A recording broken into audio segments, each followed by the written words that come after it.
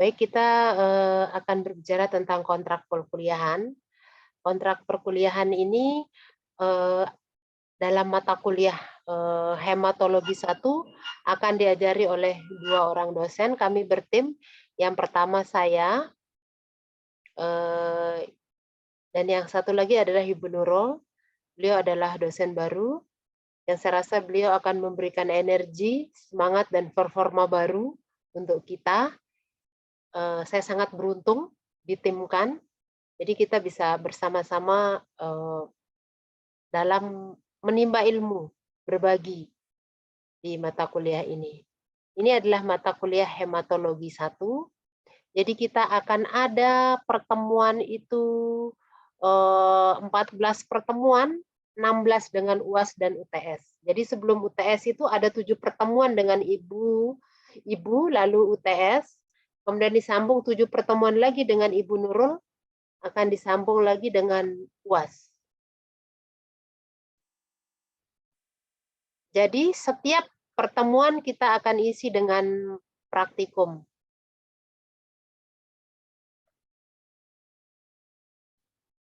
Kemudian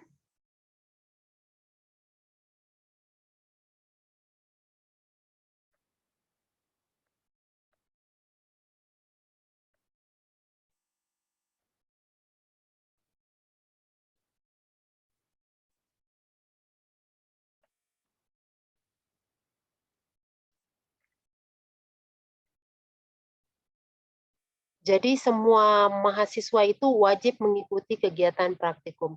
Apa saja yang akan kita bahas pada pertemuan ini? Kita akan belajar tentang pembentukan sel darah atau hemopoiesis, kemudian sintesis, struktur, dan metabolisme hemoglobin, kemudian kadar hemoglobin, jumlah dan morfologi eritrosit, hitung jumlah, jenis, dan morfologi leukosit, jumlah dan fungsi trombosit, jumlah retikulosit, nilai hematokrit, kemudian indeks eritrosit, kemudian laju endap darah, sel LE, dan retensi osmotik. Kemudian yang diharapkan pada capaian pembelajaran ini adalah mahasiswa itu mampu memahami dan mampu melakukan pemeriksaan. Pemeriksaan sel darah seperti pemeriksaan hemoglobin, kadar Hb, hitung jumlah, jenis dan morfologi leukosit dan eritrosit, serta trombosit, jumlah retikulosit, nilai hematokrit, indeks eritrosit, laju endap darah, dan sel LE serta retensi osmotik. Bagi adik-adik yang memang baru mendengar tentang nama-nama ini, nanti Ibu akan kirimkan lewat grup untuk nama-nama berikut. Kemudian ini adalah referensi yang kita gunakan. Adik-adik bisa membeli langsung, minimal punya yang nomor ini, yang biru dan kuning. Untuk bahan ajarnya, atau yang tadi udah Ibu share di grup. Tadi ada 2 yang Ibu share di grup. Yang komplit itu adalah yang ini. Agak blur ya. Itu yang sudah Ibu share, jadi ini adalah buku dari yang berjudul Pedoman Teknik Pemeriksaan Laboratorium Klinik yang Ibu share di grup tadi. Ini penulisnya adalah Gilang Nugraha dan Imanuddin Badrawi.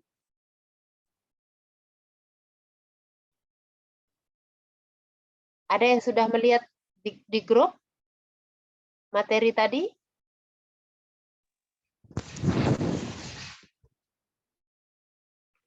Jadi minimal mempunyai 1 panduan buku, yaitu kalau Ibu menyarankan, kalau mau ringkas, ambil saja yang ini. Panduan Teknik Pemeriksaan Laboratorium Klinik. Ini yang punyanya Gilang Nugraha dan Imanuddin Al-Badrawi. Kalau memang kalian mau membeli secara kolektif, silahkan dikoordinir teman-temannya, nanti Ibu kasih kontak untuk membelinya saja. Jadi sesama kalian saja yang membeli, bukan ibu yang mau menyediakan tempat untuk membeli. Jadi kalian cari atau kolektif sesama teman-teman, nanti ibu akan kasih kontak untuk tempat pembeliannya agar mudah. Sesama kalian yang mengkoordinir, ketua tingkat di kelas ini ya, siapa ketua tingkat atau PJ juga boleh. Atau ketua tingkat masih Haga ya. Ya, Bu. Ya, Bu. Ya. Jadi ini nanti Ibu tandain yang di grup, yang minimal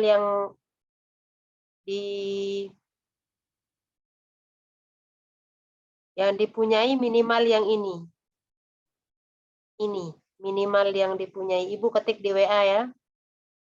Mungkin harganya sekitar 50-an ribu lah, kurang lebih. Silahkan saja koordinir. Jadi Ibu mewajibkan kalian mempunyai buku itu intinya. Agar memudahkan proses belajar mengajar. Bukan Ibu yang mau jualan buku, tapi silahkan mencarinya. Jika akan membeli, boleh dikoordinir oleh sesama teman-teman. Jadi kita ada, ulang sekali lagi, ada 16 kali pertemuan, dikurangin UAS dan UTS, jadi ada 14 kali pertemuan, 7 sebelum UTS, dan 7 lagi setelah UTS. Ibu akan share screen. Apa sih yang akan kita pelajari sedikit di sini, di hematologi ini? Nah, kita akan, apakah materinya sudah kelihatan? Belum ya? Belum, Bu. Sudah kelihatan, Ainun? Oke. Udah, Bu, udah. Oke. Sudah, Bu. Sudah, Bu. Oke, jadi minggu depan minimal ada buku yang ini. Maaf karena di set blur. Jadi ini yang Ibu sudah tandai di grup, silakan diadakan, entah bagaimana caranya. Kalian akan pakai buku ini hingga selesai, hingga UKOM, hingga bekerja nanti. Jadi tidak hanya terbatas pada semester ini saja, tetapi sampai kita selesai dan hingga kita menjadi ATLM. Klinik, ketika kita bekerja, ketika kita ada yang ingin kita tanyakan, karena di sini berisi tentang segala praktikum ya. Ada Widal juga, jadi cukup komplit. Baik, di dalam hematologi 1 ini kita akan membahas tentang kadar hemoglobin. Pernah adik-adik mendengar tentang kadar hemoglobin? Ini karena gambaran umum tentang mata kuliah. Pernahkah mendengar kata hemoglobin atau HB? Pernah, Bu. Oke. Apa yang Pernah, Bu. diketahui? Apa yang diketahui tentang hemoglobin atau HB tersebut?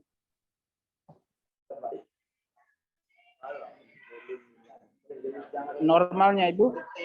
Boleh, apapun boleh, Zidan. Metaloprotein, Bu, di dalam Gimana? suatu sel darah merah. Oke. Metaloprotein di dalam merah, Oke. di mana fungsinya dia untuk mengangkut oksigen dari paru-paru ke seluruh sel jaringan tubuh. Oke, baik. Jadi betul, HB itu adalah zat warna merah yang mengandung protein, yang salah satunya mengandung protein di dalam tubuh yang memang fungsinya adalah melakukan pengangkutan distribusi ke seluruh tubuh. Jadi di sini nanti kita akan pada pertemuan kedua nanti kita akan mulai masuk tentang hemopoiesis, proses pembentukan sel darah. Nah, pada praktikumnya itu kita akan belajar tentang pemeriksaan kadar hemoglobin, jumlah morfologi, hitung jumlah dan morfologi eritrosit. Kalau eritrosit adakah yang tahu? Sama seperti tadi ya, eritrosit itu adalah sel darah merah. Kemudian jumlah, jenis dan fungsi dan morfologi leukosit. Leukosit ini adalah sel darah merah yang sering dibilang sebagai sel darah putih ya, yang fungsinya untuk melakukan pertahanan di dalam tubuh. Kemudian hitung jumlah dan fungsi trombosit. Trombosit atau dikenal dengan keping-keping darah yang dalam hemostasis itu berfungsi untuk menghentikan perdarahan, salah satunya menghentikan perdarahan ketika kita mengalami luka. Kemudian di sini juga kita akan belajar tentang nilai hematokrit. Hematokrit ini adalah untuk mengukur jumlah padatan di dalam sel darah kita. Kemudian indeks eritrosit. Indeks eritrosit ini adalah salah satu untuk menilai indeks atau volume dan ukuran eritrosit. Jadi dengan pemeriksaan indeks eritrosit ini kita bisa tahu jika seorang tersebut terkena anemia, misalnya dia termasuk dalam kategori anemia makrositik, mikrositik, dan lain sebagainya, hingga dia akan menjadi salah satu parameter dalam penegakan diagnosa. Kemudian tentang laju endap darah. Jadi darah diendapkan dalam waktu tertentu dan dalam waktu 1 jam, kemudian diukur jumlah padatan, akan dihitung jumlah akan terpisah antara jumlah plasma dan padatan sel darah, sehingga yang dibaca adalah jumlah plasma darah di dalam laju endap darah.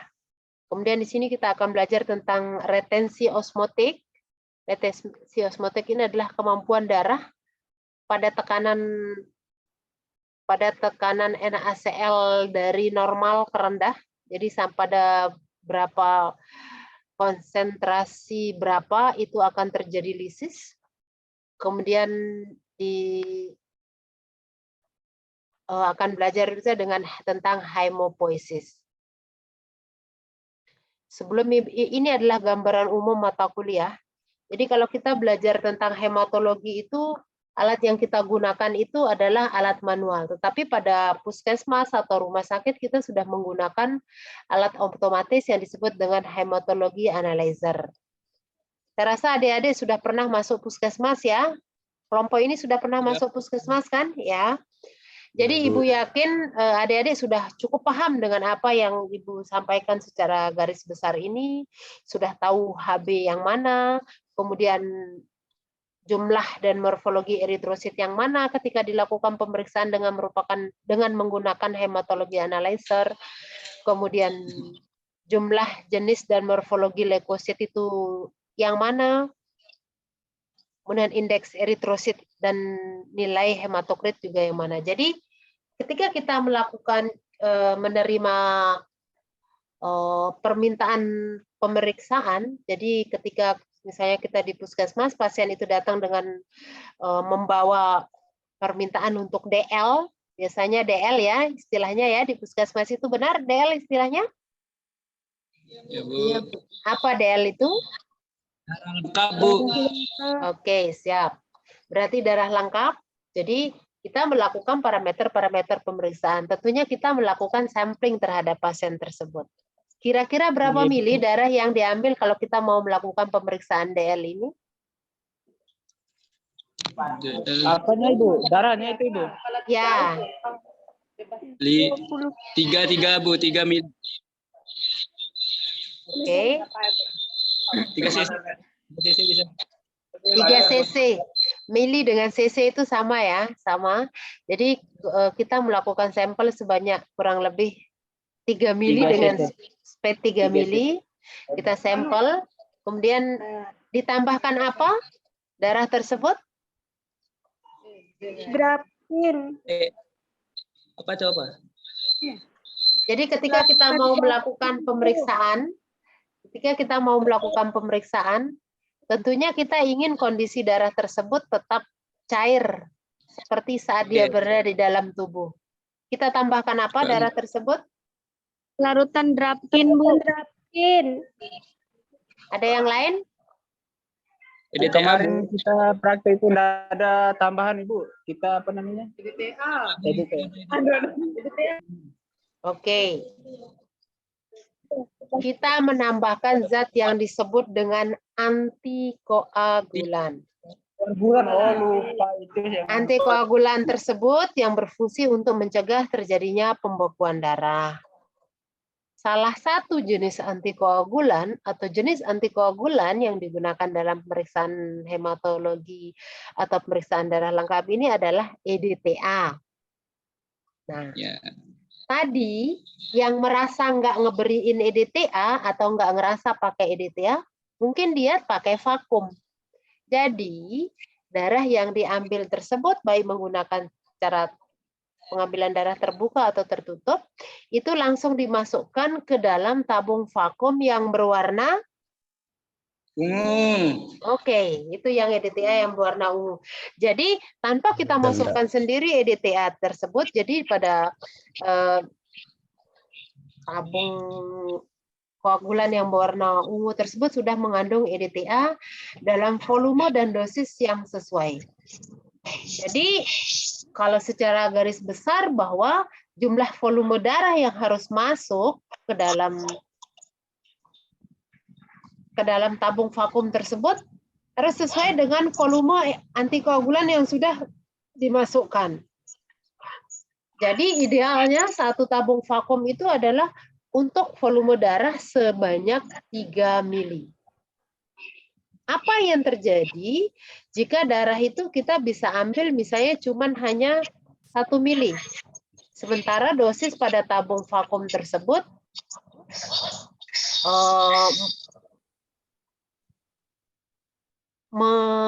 ukurannya itu sudah diset agar untuk darah sebanyak 3 mili. Menurut adik-adik apa yang terjadi jika volume darahnya itu tidak 3 mili? Sementara antikoagulan yang telah diset di sana itu adalah antikoagulan yang ditaruh di sana itu untuk volume darah 3 mili. Ya, mempengaruhi hasil, Bu.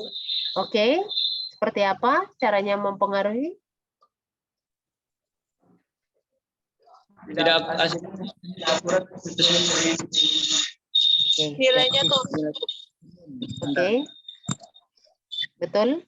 Jadi dia akan mempengaruhi hasil karena kita ini berbicara tentang sel-sel darah. Jadi sel-sel darah itu jelas hasilnya tidak akurat, ada yang mengkerut, ada yang lebih cepat rusak seperti itu. Kemudian, nah inilah ada gambaran mata kuliah yang akan kita pelajari pada hematologi 1 ini. Jadi pemeriksaan kadar hemoglobin dan lain sebagainya. Cuman ketika di puskesmas atau di klinik kita menggunakan hematologi analyzer. Tetapi kita yang di pendidikan belajar tentang konsep dasarnya. Jadi kita menggunakan alat-alat yang boleh dikatakan konvensional karena memang itulah yang akan kita gunakan untuk belajar. Jadi pembelajaran dilakukan secara manual. Konvensional. Secara manual ya. Kemudian ini adalah pemeriksaan hematologi. Bahan untuk pemeriksaan hematologi ini adalah darah vena atau darah kapiler dengan antikoagulan EDTA. Jumlah sampel darahnya itu sekitar 3 mili. Dan yang wajib kita ketahui ketika kita bekerja di klinik, misalnya di bagian sampling itu adalah untuk apa pemeriksaan darah tersebut. Itu bagian yang disebut sebagai nanti dengan nama praanalitik. Jadi tabung vakum yang akan kita gunakan pada sampling itu tergantung dari parameter apa yang akan dilakukan pemeriksaan. Kalau dalam hal ini kita belajar tentang pemeriksaan hematologi, tentunya tabung yang digunakan, vakum yang dibutuhkan yaitu vakum berwarna ungu. Sekarang Ibu tanya, kalau misalnya untuk pemeriksaan kimia klinik, itu kita menggunakan tabung vakum warna apa? Merah, Bu. Oke, mengapa merah? Karena apa bahannya? Dia beku dia, Bu. Karena Karena adiktifnya.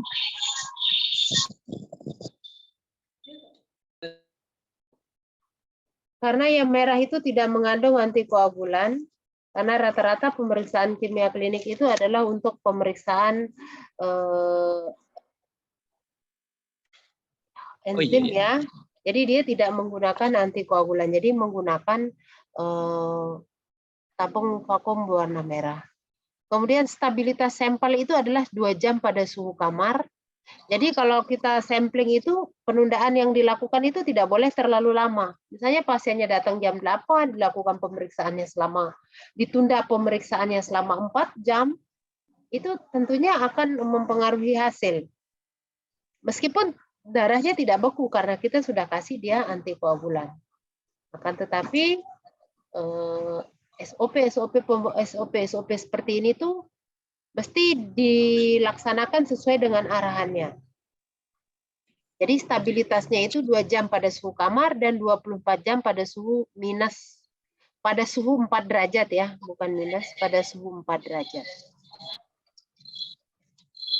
Oke. Sebelum kita masuk ke dalam hemopoiesis, sebenarnya apa sih komposisi darah tersebut? Ada yang bisa merespon? Silahkan angkat tangan. Banyak orang di kelas ini, silahkan merespon. Komponen ya, Bu. Ya, komponen darah. Komponen darah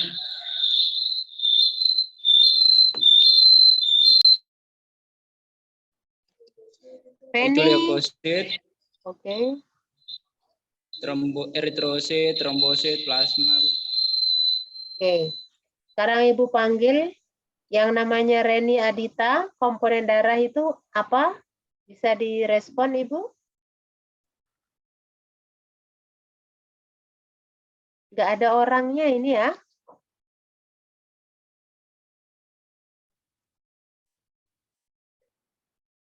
Baik, kita lanjut ke komponen darah. Komponen darah itu 7-8% dari berat badan kita. Kalau berat badan kita 60, ya sekitar 8%-nya berapa? 4,8 ya. Itu adalah volume darah. Kemudian komposisi darah itu adalah 45% sel darah. Sel darah itu ada eritrosit, ada leukosit, ada trombosit. Kita tidak akan lagi menyebut eritrosit itu sebagai sel darah merah, karena kita ATLM, mungkin kita akan familiar dengan kata ini, jadi sel darah merah itu eritrosit. Kemudian eritrosit ini mengandung Hb atau hemoglobin yang kita sebut tadi, yang fungsinya untuk mengangkut oksigen dan CO2. Sementara leukosit atau sel darah putih itu adalah sistem imunitas kita, sistem kekebalan kita.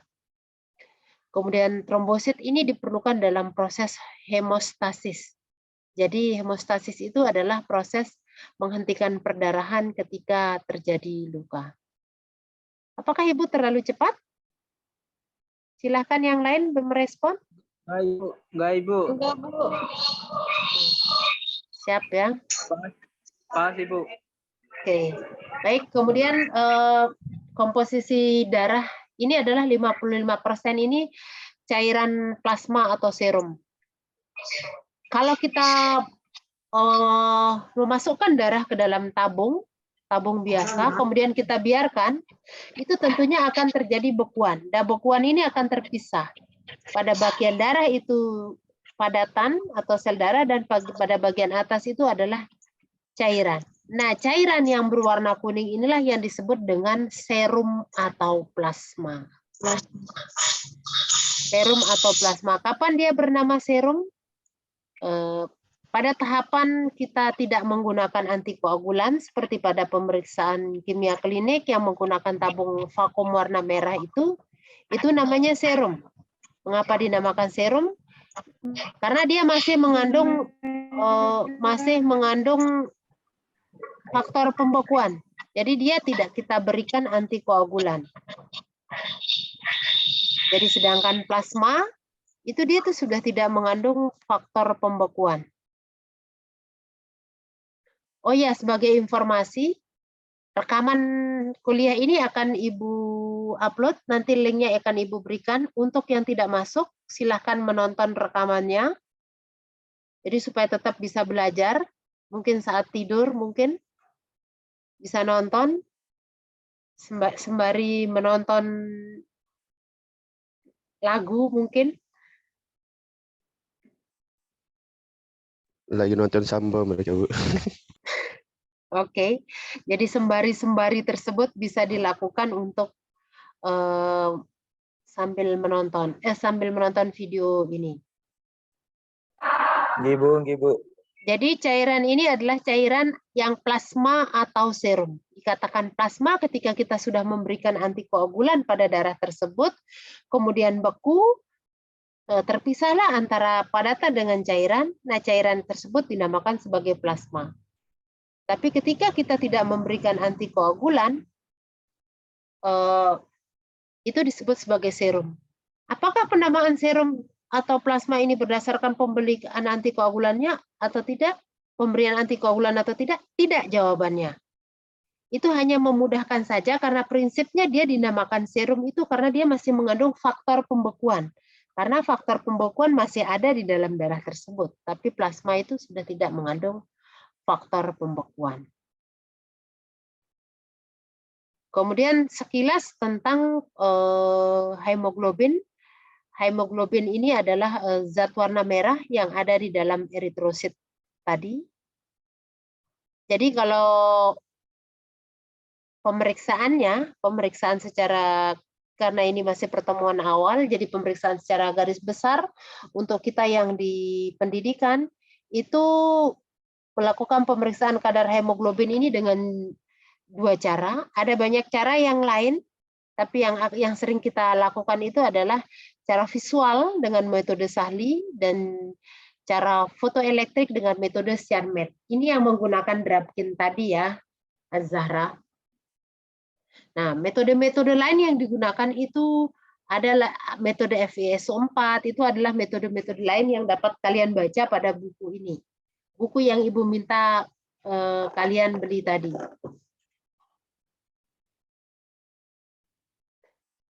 Jadi Zoom ini mau habis, ketika Zoom ini selesai, kita akan masuk lagi ke Zoom berikutnya untuk menyambung perkuliahan ini. Tapi sampai di sini, apakah ada yang nyangkut? Dapat dipahami kah? Ya, Bu. Insya Allah ada, Bu. Insya Allah, oke. Walaupun sambil mengepul ya, Samsul ya, semangat. Oke. Kalau Cyanmed ini kita melakukan jadi gold standar, yang namanya gold standar itu adalah pemeriksaan yang paling direferensikan, jadi standar terbaiknya itu adalah dengan menggunakan Cyanmed hemoglobin. Sementara untuk cara Sahli,